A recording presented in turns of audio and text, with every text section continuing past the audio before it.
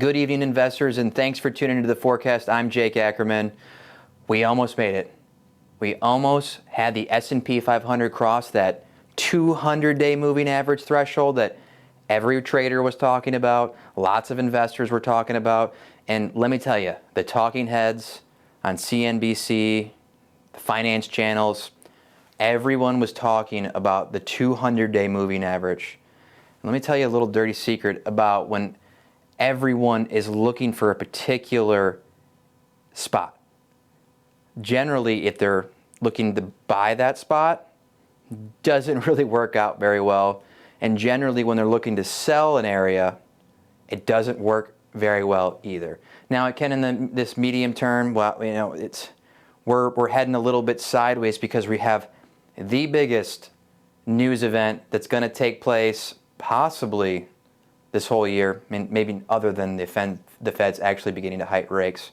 And that's going to be the Fed's the end of this year's interest rate decision and a very, very important CPI number that's going to be released on Tuesday. So that's going to dictate possibly where the next few quarters go. It's going to be critical because right now the timeline of the Fed, where they believe inflation is going to come down, really dictates their monetary policy. And if we get a poor CPI number, they have to raise rates higher than what we're expecting.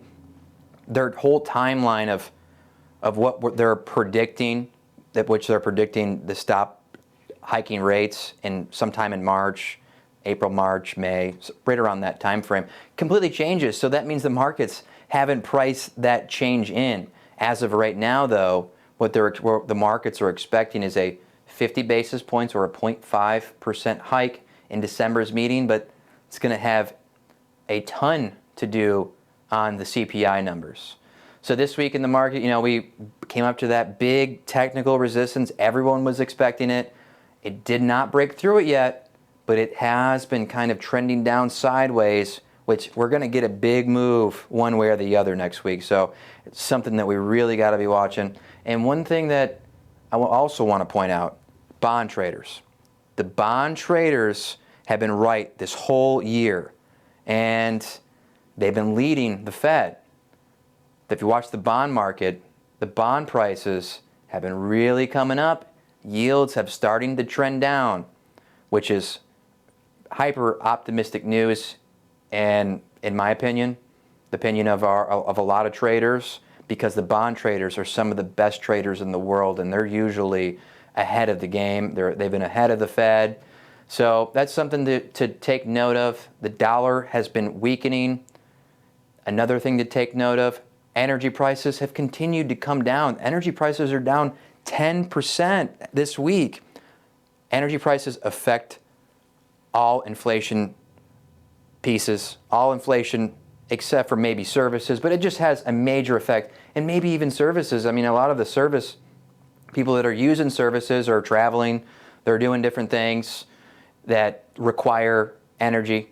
And the service companies that are raising their services, if their office expenses go up because they got to cool the building, heat the building in the winter for your northerners, and you know, that still is taken into account and for some services. So energy prices really have an effect on all inflationary pieces.